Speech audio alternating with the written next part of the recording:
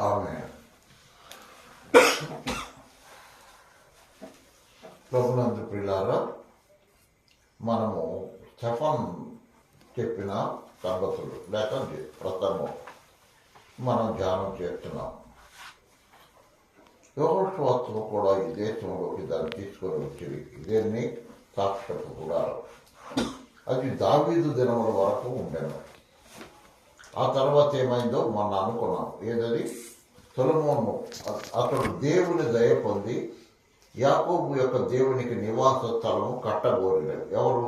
దావీదు కట్టగోరిన కానీ దావీదు కట్టల. దేవుడు కట్టొద్దన్నాడు. నీ హస్తములు రక్తసిక్తములు గనక నీ వెన్నులో నుంచి వచ్చేవాడు కడతాడని చెప్పి దేవుడు సొలొమోను ద్వారా మందిరం కట్టించాడు. సొలొమోను ఆయన కొరకు మందిరం కట్టించాడు. అయినను ఆకాశము నా సింహాసనం, భూమి నా పాదపీఠం, మీరు నా కొరకు ఎలాంటి మందిరాన్ని కడతారు? నా విశ్రాంతి స్థలం ఏది? ఇవన్నీ నా హస్తకృతములు కావా అని ప్రభువు చెప్పుతున్నాడు అని ప్రవక్త పలికిన ప్రకారం సర్వోన్నతుడు హస్తకృత ఆలయములలో నివసింపడు. మీరు గమనించారా? ఇప్పుడు కూడా మందిరంలో ప్రకటన మీ కొరకని చేయటం లేక ప్రజల కొరకని చేయటమే కానీ అది ఒక స్థలమని మాత్రమే నేను ఎప్పుడు ప్రకటిస్తూ ఉంటాను, ప్రార్థన చేస్తా ఉంటాను. ఎందుకంటే అది హస్తకృత ఆలయము, దాంట్లో దేవుడు ఉండడు. ఆయన ఎక్కడ ఉంటాడు? తాను చేసిన మనిషిలో తాను చేసుకున్న హృదయంలో ఉంటాడు కానీ హస్తకృత ఆలయములలో ఉండడు. నిన్న ఒక ఆయన మాట్లాడుతూ లైవ్లో విన్నాను, గుడి గోడలలో లేడు దేవుడు, గుండె గుడిలో ఉన్నాడు చూడు అని జ్ఞాపకం చేశాడు. అవును, దేవుడు గుడి గోడల్లో దేవుడు ఉండడు, గుండె గుడిలో ఉంటాడు. కాబట్టి సర్వోన్నతుడు హస్తకృతం ఆలయములలో నివసింపడు అని హెచ్చరిస్తున్నాడు. ఈ హెచ్చరికను బట్టే వాళ్ళు బాగా టెంప్ట్ అయ్యారు. ఇంతవరకు బాగానే విన్నారు. ఈ హెచ్చరికలో బహుగా వారు పొడవబడ్డారు, నరకబడ్డారని ఉంది. కింద నరకబడ్డారని ఉంది. అక్కడ పేతురు మాట్లాడేటప్పుడు పొడవబడ్డారని ఉంది, నొచ్చుకొని అని ఉంది. ఇప్పుడు స్టెఫన్ కొద్ది గట్టిగా మాట్లాడాడు. ఏమని? ముష్కరులారా, హృదయములను చెవులను దేవుని వాక్యములకు లోబరచనల్లని వారలారా అన్నాడు. అంటే మెడవంచని వారలారా, హృదయముల యందును చెవుల యందును సున్నతి పొందని వారలారా అన్నాడు. అంటే ఏమేమి సున్నతి ఇశ్రాయేలు ప్రజలు కదా, సున్నతి పొందడం అంటే చర్యల సంబంధమైన సున్నతి పొందారు. కానీ మీరు మీ చెవులు సున్నతి పొందాలి, ఇంకా మీ హృదయములు సున్నతి పొందాలి. రెండు హృదయం సున్నతి పొందలేదు, చెవులు సున్నతి పొందాల. అంటే చెవులతో వినరు దేవుని వాక్యం, హృదయంలోకి తీసుకోరు, దాన్ని సున్నతి పొందలేదు అన్నాడు స్టెఫను. ఆ విధముగా సున్నతి పొందని వారలారా, అంటే లోబడనొల్లని వారలారా, అది దాని అర్థం. లోబరచనొల్లని వారలారా, హృదయములను చెవులను దేవుని వాక్యానికి లోపరచనొల్లని వారలారా, మీ పితరుల వలె మీరును ఎల్లప్పుడూ పరిశుద్ధాత్మను ఎదిరిస్తున్నారు. పితరులు అంటే ప్రవక్తలను చంపినోళ్ళు. హేబేలు దగ్గర నుండి ప్రవక్తలను చంపారు అందరినీ. గమనించారా? మనము పెద్ద ప్రవక్తల గ్రంథాలని, చిన్న ప్రవక్తల గ్రంథాలని మనం చెప్పుకుంటాం. కానీ వాళ్ళు రాసిన గ్రంథాలు మనం ధ్యానిస్తున్నాం. కానీ వాళ్ళ అంతం ఎలా ఉందో ఒక్కసారి వింటే చాలా భయంకరంగా చంపారు. మతం మొదటి నుండి మతం అనేది మార్గాన్ని హింసిస్తూనే వస్తుంది, పరిశుద్ధాత్మను ఎదురిస్తూనే వస్తుంది. మతం అనేది ఎప్పుడూ అంతే, ఇప్పటికి కూడా అంతే. కానీ మనము మతములో లేవు, మార్గములో ఉన్నాం. గమనించారా? మనం ఎక్కడ లేవు? మతములో లేము, మార్గములో ఉన్నాం. మీ పితరుల వల్ల మీరు ఎల్లప్పుడూ పరిశుద్ధాత్మను ఎదిరించుతున్నారు. మీ పితరులు ప్రవక్తలలో ఎవరిని హింసింపగా ఉండిరి? ఆ నీతిమంతుని రాకన గూర్చి ముందు తెలిపిన వారిని చంపారు. ఆ నీతిమంతుని రాకను గూర్చి ముందు తెలిపిన వారిని చంపారు. ఎవరు అతను? ఆ నీతిమంతుని రాకను గూర్చి ముందు తెలిపిన వారిని చంపారు. ఎవరు? బాప్తిస్మం ఇచ్చే యోహాను. బాప్తిస్మం ఇచ్చే యోహాను కూడా చంపారు. ఏ రోజు చంపాడు? ఆయనను మీరు ఇప్పుడు, సరే ఆయన వచ్చాడు, ఆయనని మీరు ఇప్పుడు అప్పగించి హత్య చేసిన వారైతుడి. మీరు దేవదూతల ద్వారా నియమింపబడిన ధర్మశాస్త్రాన్ని పొందారు కానీ దాన్ని గైకొనలేదు.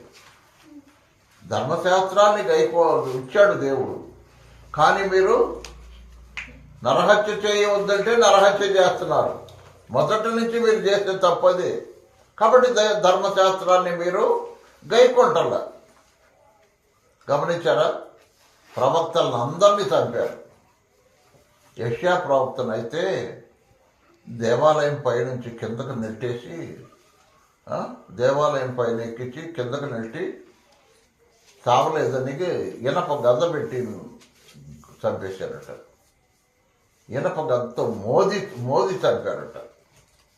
మరి మనకు ప్రవక్తలందరిలో యెషయా ప్రవక్త పాత నిబంధన సువార్తికుడని అతనికి పేరు. యేసు ప్రభు పుట్టుకను గురించి చెప్పాడు.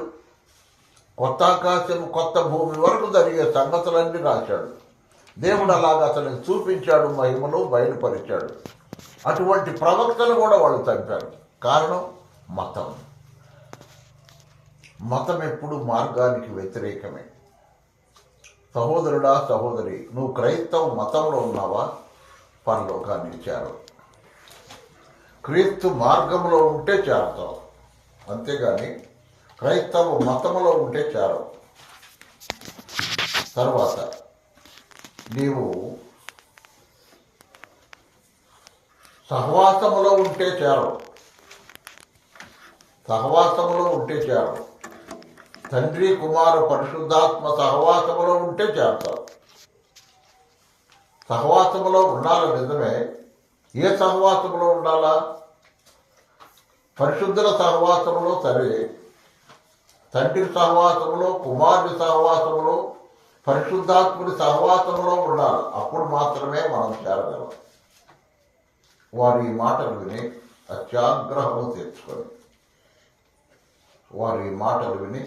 అత్యాగ్రహము తెచ్చుకొని అతని చూచి పండు కొరికిరి. అంటే విపరీతమైన కోపం వచ్చిందనమాట. అయితే అతడు పరిశుద్ధాత్మతో నిండిన వాడే ఆకాశం వైపు తేలి చూచి, కారణం ఇతడు దేవుని ఆత్మచేత మాట్లాడుతున్నాడు, వాళ్ళు సైతాను ఆత్మచేత మాట్లాడుతున్నారు. అవిధేయులైన వారిని ప్రేరేపించే అపవాది ద్వారా మాట్లాడుతున్నారు వాళ్ళు. ఇతడు పరిశుద్ధాత్మ ద్వారా మాట్లాడుతున్నారు. ఈ పోరాటం నిరంతరము జరుగుతుందండి. ఆదాము పాపములో పడిన దగ్గర నుండి ఈ పోరాటం జరుగుతూనే ఉంది. హేబేలు కయ్యూను పోరాటం ఏది? ఇదే. ఈ పోరాటం మొదటి నుంచి జరుగుతూనే ఉంది. హేబేలుని ఎందుకు చంపాడు? తన క్రియలు చెడ్డవైనందున. హేబేలు క్రియలు మంచివైనందున. అది కారణం. ఇది నిరంతర పోరాటం అన్నాడు. సహోదరులారా, మనం కూడా ఈ పోరాటంలో ఉన్నాము. పోరాటంలో ఉన్నామని మనం అది అర్థం చేసుకోవాలి. అయితే అతడు పరిశుద్ధాత్మతో నిండుకొనిన వాడై ఆకాశం వైపు తేరి చూచి దేవుని మహిమను చూశాడు. యేసు దేవుని కుడి పార్శ్వమందు నిలిచి ఉండటాన్ని చూశాడు. గమనించారా? దేవుడు అతనికి మనోనేత్రములు లేక ఆత్మ సంబంధమైన నేత్రములు తెరవబడ్డాయి. ఆకాశంలో ఉన్న పరలోకాన్ని చూసే మహిమ, దేవుని మహిమను చూసే ఆ గొప్ప భాగ్యాన్ని స్టెఫనుకి ఇచ్చాడు దేవుడు. ఎందుకో తెలుసా? చనిపోయేటప్పుడు అతనికి పరలోకాన్ని చూపించాడు. అది భక్తులకున్న గొప్ప ధన్యత. విశేషం ఏంటి తెలుసా? సత్యంబాబు గారి నాన్న ఆనందం గారు కొద్దిసేపటికి చచ్చిపోతాడనగా ఆయన కళ్ళు వచ్చినాయంట. కొద్దిసేపటికి చనిపోతాడనగా ఆయన కళ్ళు చూపు వచ్చిందంట. చాలా కాలం కళ్ళు లేకుండా సేవ చేశాడు కదా. మన దగ్గరకు 2 సంవత్సరాలు అట్లా కళ్ళు లేకుండానే వచ్చాడు. ఆ విధంగా వచ్చినవాడు కొద్దిసేపు చనిపోతాడనగా కళ్ళు వచ్చినాయి. కళ్ళు వచ్చి, సునంద నేను నిన్ను చూస్తున్నాను అన్నాడంట. ఆశ్చర్యపోయిందంట. అవునమ్మా, నేను నిన్ను చూస్తున్నాను, భార్య, రెండో భార్య, నేను నిన్ను చూస్తున్నాను, దేవుడు నాకు కళ్ళు ఇచ్చాడు అన్నాడంట. తర్వాత కొద్దిసేపు చనిపోయాడంట. చూసారా? ఇక్కడ కూడా స్టెఫన్ విషయంలో కూడా మనం చూస్తే స్టెఫను భూమి మీద ఉండి పరలోకాన్ని చూస్తున్నాడు, దేవుని మహిమను చూస్తున్నాడు. రెండోది, యేసు ప్రభు దేవుని కుడిపార్శ్వమందు నిలిచి ఉండుట చూస్తున్నాడు. ఎలా చూస్తున్నాడు? దేవుని కుడిపార్శ్వమున నిలిచి ఉంటాం. కానీ యేసు ప్రభు ఎలా ఉన్నాడని దేవుని వాక్యం చెబుతుంది. ఇదివరకు కూడా చెప్పాను నేను, గుర్తుందా? తండ్రి కుడి పార్శ్వమున ఆసీనుడాయను కదా, కూర్చున్నాడు. తండ్రి కుడి పార్శ్వమునకు చేర్చుకొనబడినని మార్కు సువార్త 16వ అధ్యాయం 19వ వచనం చదువుదాం. 16-19 మార్కు సువార్త 16-19. ఈలాగు ప్రభువైన యేసు వారితో మాట్లాడిన తరువాత పరమునకు చేర్చుకొనబడి దేవుని కుడి పార్శ్వమున ఆసీనుడయ్యను. ఆసీనుడంటే కూర్చున్నాడు. యేసు ప్రభు తండ్రి కుడి పార్శ్వమున కూర్చున్నాడు. కూర్చున్నవాడు ఇప్పుడు ఎందుకు లేచాడు? ఎందుకు లేచాడంటే మనకు 2 కారణాలు కనబడుతున్నాయి. అతడు స్టెఫను చనిపోబోతున్నాడు. స్టెఫను హతసాక్షిగా చనిపోబోతున్నాడు. అందువలన అతనికి దేవుడు ఆకాశము తెరవబడి పరలోకాన్ని చూస్తున్నాడు. పరలోకములో దేవుని మహిమను చూస్తున్నాడు. తండ్రి కుడి పార్శ్వమునున్న యేసుక్రీస్తు ప్రభు నిలిచి ఉండుట చూస్తున్నాను అన్నాడు. నిలిచి ఉండటం అంటే అర్థం కూర్చున్న వాడు లేచాడు. ఎందుకు? స్టెఫను చనిపోబోతున్నాడని ప్రభువుకు తెలుసు, అందుకనే లేచాడు. రెండోది ఇంకొక కారణం కూడా ఉంది. ఇంకొక కారణం ఏంటంటే 59వ వచనం, ప్రభువును గూర్చి మొరపెట్టుచు యేసు ప్రభువా నా ఆత్మను చేర్చుకొనమని స్టెఫను పలుకుచుండగా. కాదమ్మా, స్టెఫను ఏమన్నాడు? నా ఆత్మను చేర్చుకోమన్నాడు. యేసు ప్రభు చనిపోయేటప్పుడు ఏమన్నాడు? తండ్రి నా ఆత్మను అప్పగించుకుంటున్నాను. చేర్చుకోనమని ఈయన చేశాడు. యేసు ప్రభు అయితే అప్పగించుకుంటున్నాడు తనంతట తాను. ఈ 2 మాటల్లో కారణం ఏంటంటే ఆత్మను చేర్చుకోమని స్టెఫను మాట్లాడుతున్నాడు. అంటే స్టెఫనుకి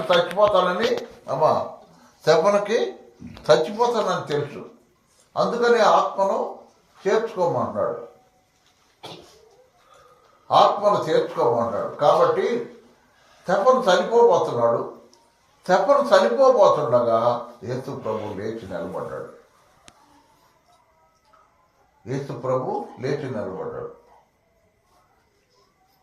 దేవుని కుడిపార్శ్వమున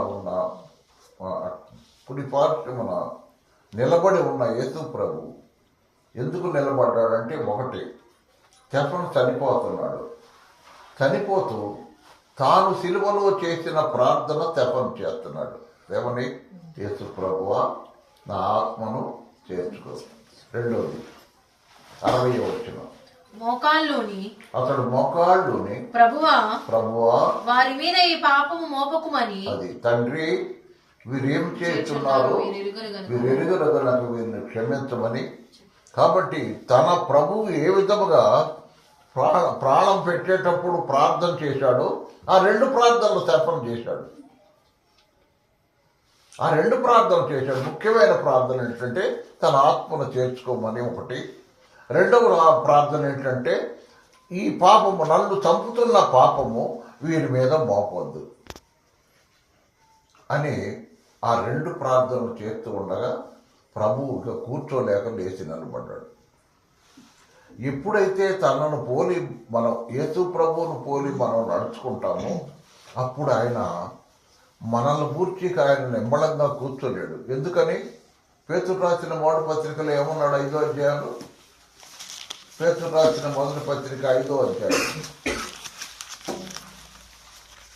7వ వచనం, ఆయన మిమ్మల్ని గురించి చింతించుచున్నాడు, ఆయన మిమ్మల్ని గురించి చింతించుతున్నాడు గనక మీ చింత యావత్తును ఆయన మీద వేయండి. అది ఆయన మనల్ని గురించి చింతిస్తున్నాడట. తండ్రి కుడిపార్శ్వమున ఉన్నను ఆయన ఎవరిని గురించి చింతిస్తున్నాడు? మనల్ని గుర్చే ఆలోచన. మీరు యోహాను సువార్త 17వ అధ్యాయం నిమ్మళంగా చదవండి. అది ప్రధాన యాజకుని ప్రార్థన. అది ప్రధాన యాజకుని ప్రార్థన అంటారు.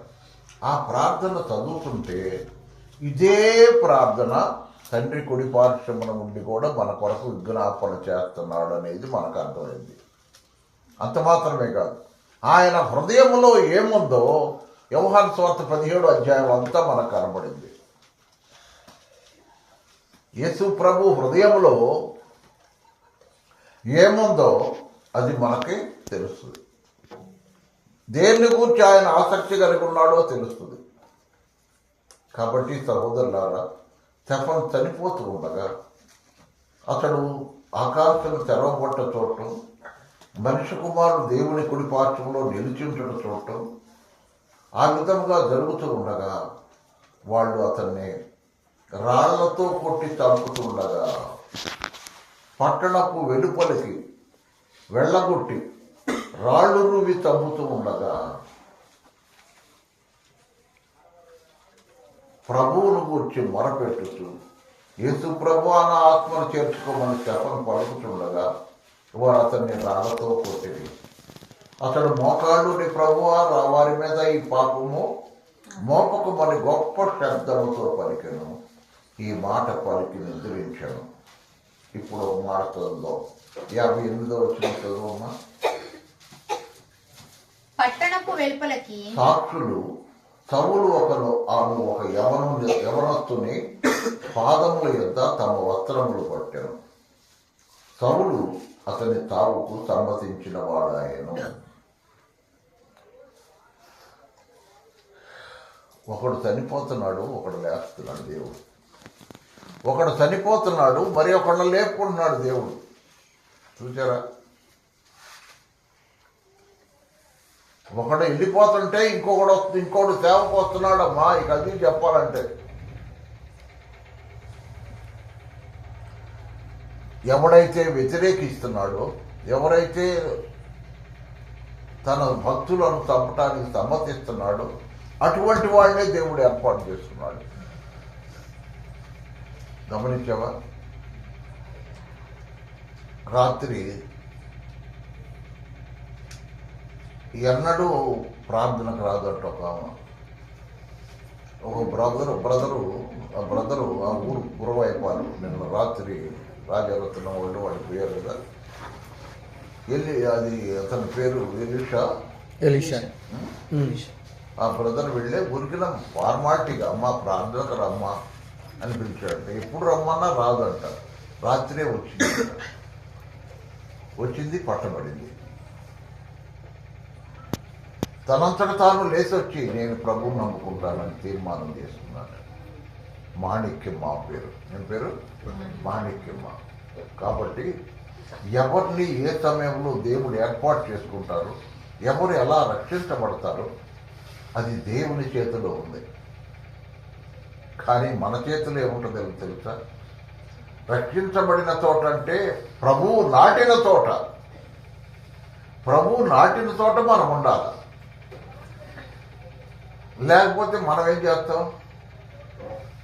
మనకిష్టమైన చోటకి వెళ్తాం.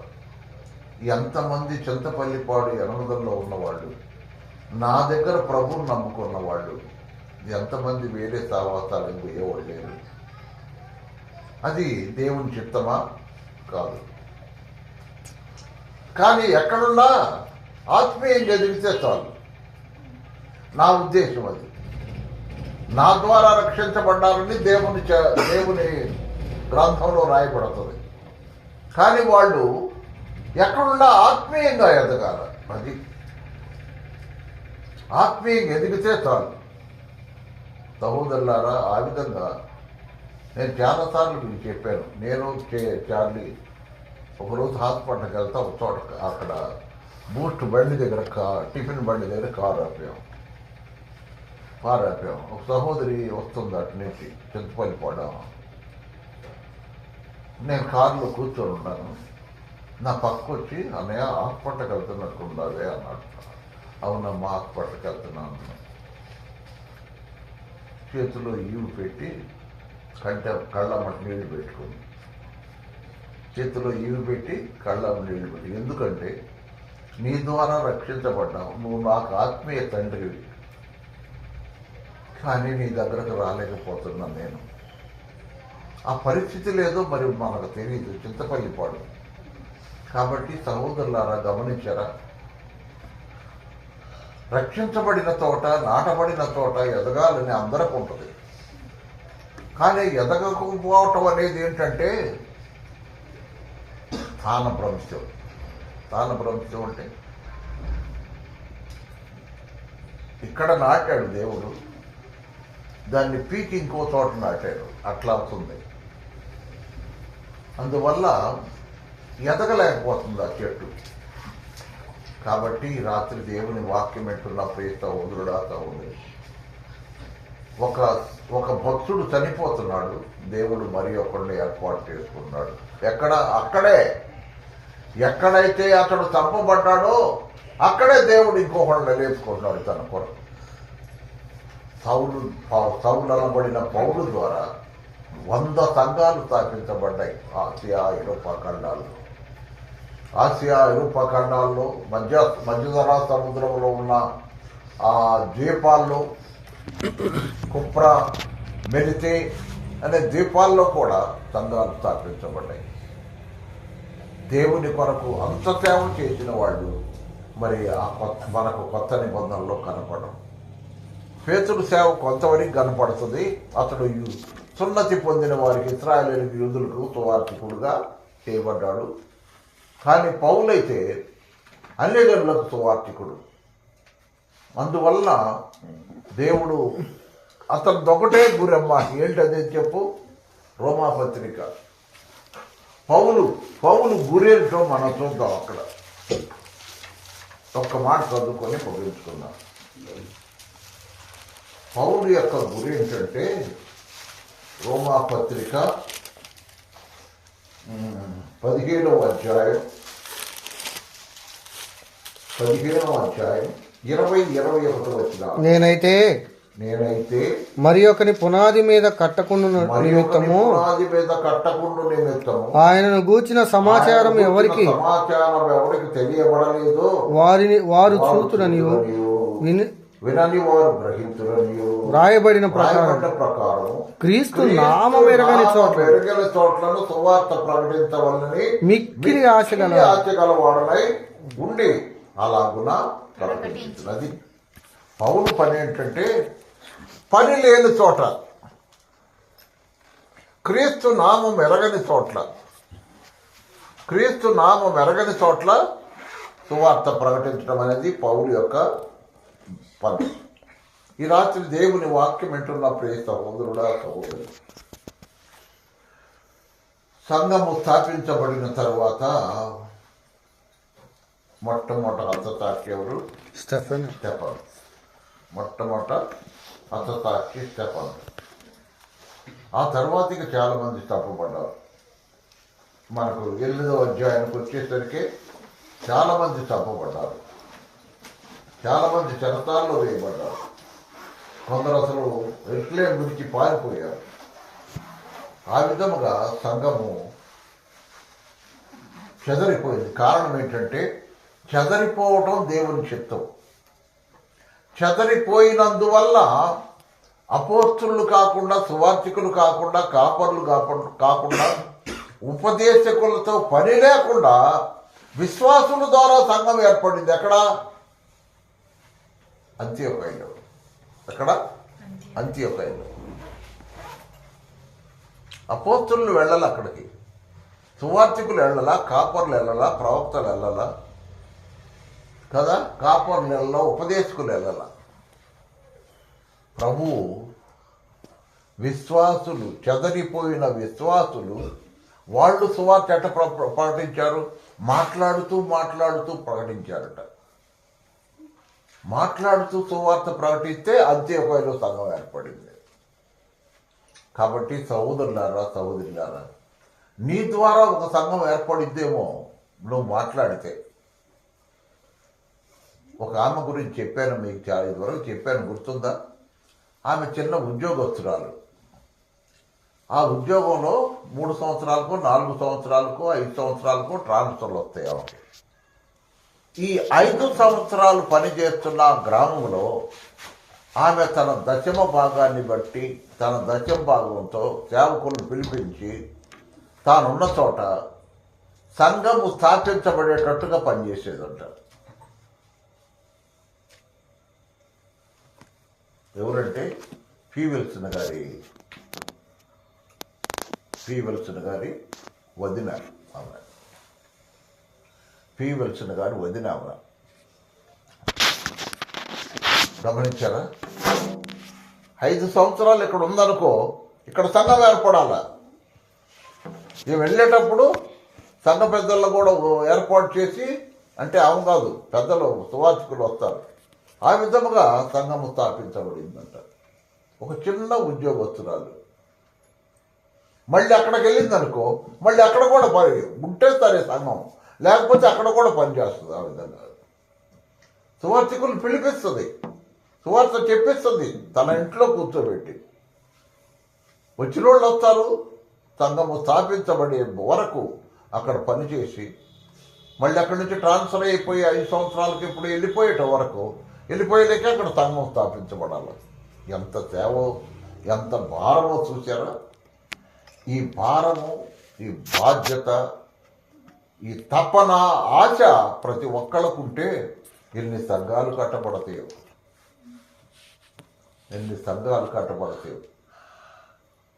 కాబట్టి ఆ ప్రకారం నా ద్వారా ఆత్మలు రక్షించబడాలా, నా ద్వారా సంఘాలు స్థాపించబడాలని ఆశ ప్రతి ఒక్కళ్ళకుంటే, అబ్బో, ఇక సంఘాలు 100 కాదు, ఎన్నైనా ఏర్పడతాయి. అయితే క్రీస్తు నామం ఎరగని చోట్ల, అది గుర్తుపెట్టుకోవాలి. ఉన్న చోట కాదు, ఉన్న చోట్ల వాళ్ళని తీసుకొని పక్కన పెట్టుకోవటం కాదు. క్రీస్తు నామం ఎరగని చోట్ల పనిచేయాలి. అది. కాబట్టి సహోదరులారా, అటువంటి పని చేసిన వాళ్ళు ఉన్నారు, చేస్తున్నారు. ఇప్పుడు మనం కూడా ఎందుకు అలాగ చేయకూడదనే తపన మనందరిలో కలగాల.